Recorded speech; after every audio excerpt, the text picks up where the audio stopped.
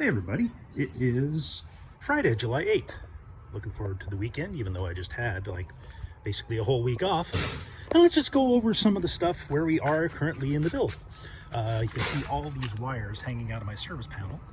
We still don't have the service hooked up, but remember that. So you can see, again, we've got the white 15 amp, the yellow 20 amp for outlets, the whites for lights, yellows for outlets. The orange is 30 amp, and that is for, in this case, the water heater. And then we've got our big honkin', that's 125 amp breaker to go to the sub panel that we've shown you upstairs. All right, let's just go through and see some stuff here. We still have to buy a new door jamb for that door because it swings incorrectly. So basically, the door nightmare could have been worse, but it's still, we still gotta, well, anyway. You can see this is the door for the back of the kitchen access. And it's basically designed kind of like this one, but it's hinges, swing, it's all backwards. So we gotta buy it. We're gonna buy a new jamb. It's a standard size, we'll just buy a new jamb at Home Depot. All right, so some of the stuff we've done lately, Chris did most of this, but I just did some cutting of these boards here to help him out. And you can see there we built up a little counter behind the tub, and we've been putting up these little guys here. So that's my mixer for the bath. I got kind of a cool waterfall-y sort of spigot. And that's what these guys are. You see the PEX line for the hot water will come out of there and then loop around to there, use a crimping tool, and then you'll screw this in. Of course, you need to be careful with all this stuff. Chris has been very careful about trying to figure out how far this stuff sticks out for drywall and in this case tile, which is pretty much the case for all these things because they're all gonna be tiled. So over on Amazon, I bought this guy. This is a shower system. So here we've got, you'll have your hot and cold input, and then at the bottom you've got the output for the handheld, and then the top you're going to have the shower horn. So that's kind of one of those rainfall sort of things. So if you want more pressure, you use the handheld. If not, and this one comes, this little yellow guy is a leveling indicator. Chris was pretty impressed with this. One of my jobs was to cover these in some plumbing, so a little bit of tape, and screw these in real good. So those are all ready. So we'll stick that PEX in, and we've shown you the PEX before. So there's the red, that's for hot, the blue for cold, the yellow for natural gas. So some of the other things we've done, finally we finished up all of the vents for the plumbing. So you can see there in the wall, this is the laundry room, right? So this one's inverted, and the reason it's inverted is because we have our water supply coming in from the top. The water heater is going to be right up there. Yeah, there you can see it. You can see it on the video. There's the water heater, right? So the line's got to get from there to there. So why have the thing on the bottom? There's no reason. I have no issue turning this like this, but anyway, then you've got so that's the drain pipe for the washing machine. And then over here, we mentioned this is a 30 amp circuit for the dryer. And then we've got the 20 amp receptacle right there. And you can see there's a receptacle that's going into so back here is the walk-in closet. And then the black lines there, you can see that's some of my audio visual stuff that, not important to the build, but important to me. So we're doing the same stuff in here. You can see the line of the cold water line. There's the one that's supplied to the house, and that's going to go straight up and go to the water heater, and then the hot and cold water lines will disperse to the house from there. I use the identical shower system in both places, so once the drywall guys get done with these two things, we'll unzip those two screws, and then we can put on the mounting hardware, the faceplate, etc. You can see this one's hooked up here.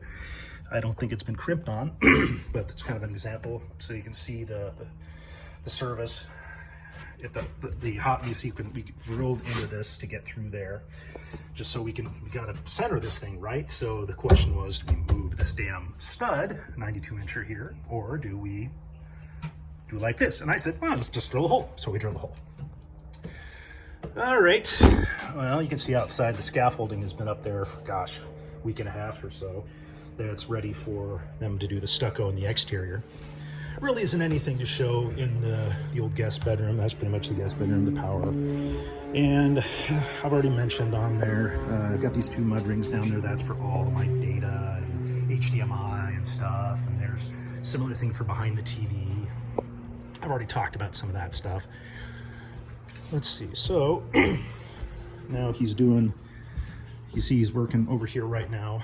So basically we're mounting these guys for the water service. So we run a plastic PEX line from various places, and then we nail that bracket on the front, and that's where we put our output of hot and cold water.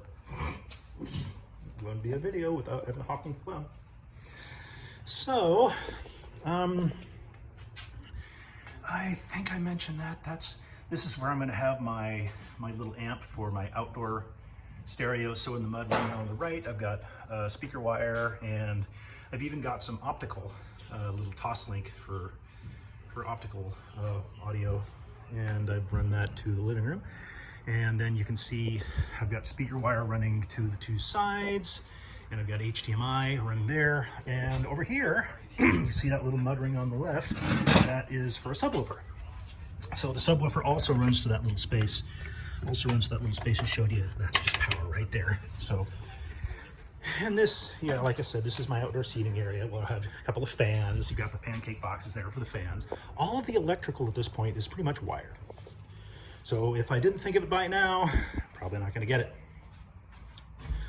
So, yeah, let's see here. So it's a jacuzzi tub in the master. That's one of those things we had to move. We had to move this darn toilet further from the wall, so that got done. And there, like I mentioned, those are the hot, cold, and gas lines that run to the backyard from here. So that's going to come down from the top straight through there. You can see in there, there's an outlet, and that's for my pump for my jacuzzi tub, jet tub. And like I said, there's all the stuff there. The exhaust fans for the bathroom I put in, so I did that, tape those up. So they're just screwed into the joist there, and you can see there's some tape that holds that on to the output there.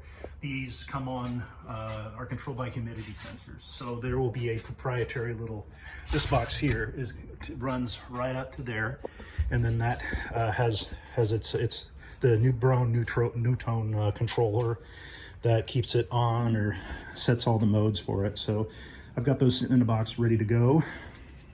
I don't think there's too much. I've shown the front door before, but yeah, like I said, the front door closes. I showed you that on the previous videos, and God, my car needs a bath, so I think I'm gonna wash it quick, just because I can and I'm bored. Because there's sometimes stuff going on. It's just a one-man show, so fuck, I'll just wash my car. All this stuff sitting right here on this pallet, that was brought by the drywall folks. So the drywall is all sitting here in the home, ready to go, and then they're going to do their work on the exterior first, and then get to work on that. So, and as previously mentioned, this is basically like the cheapest hardware on the market, just so we can close the damn door while we're doing things, while they're working on their drywall and whatnot. And the seal on this thing is pretty impressive. These things are designed to come out and come back in, but very you really got to push against it a little bit to get this thing closed. Not obnoxiously so, but it's not our parents' doors. It is a great weather seal on that thing. So, well, I think I'll do a little tiny trip to the attic just because it's nice and cool down here, so I think I'll get all hot and sweaty. Going up the ladder.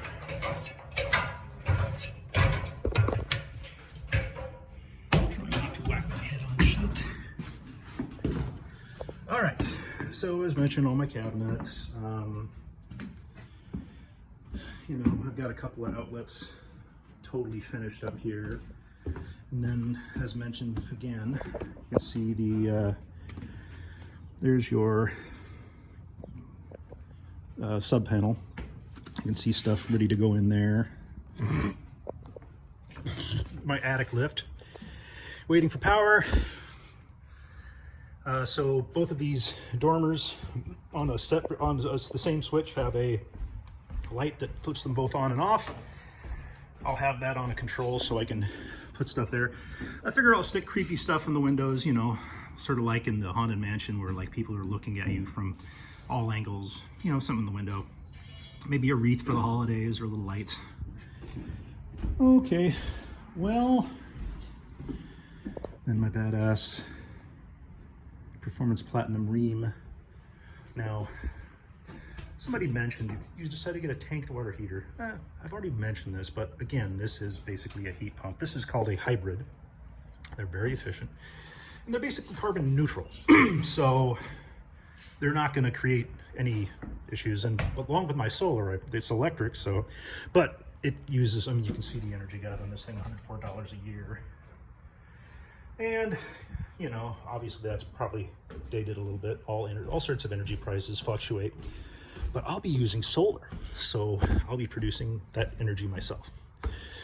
And then, I can't remember if I've showed you, but God, these little freaky ass.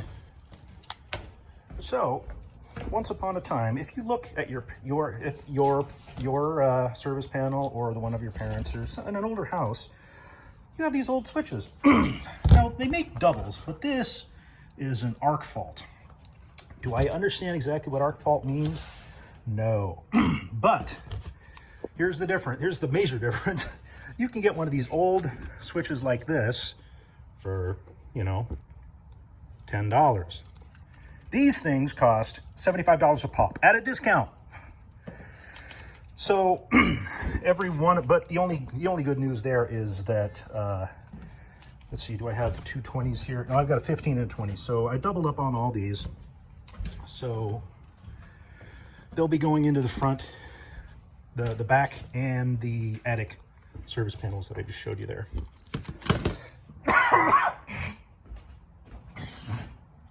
A whole bunch of shit. Oh, there's my other fan that I ran right through.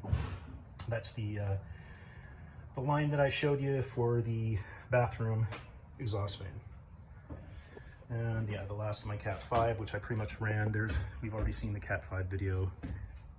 That's all hooked up.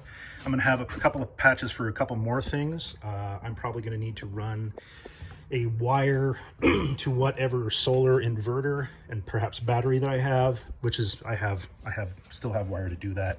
And I have plenty of the little jacks to land. So I can just put a 2, 3, 4, whatever, label those here.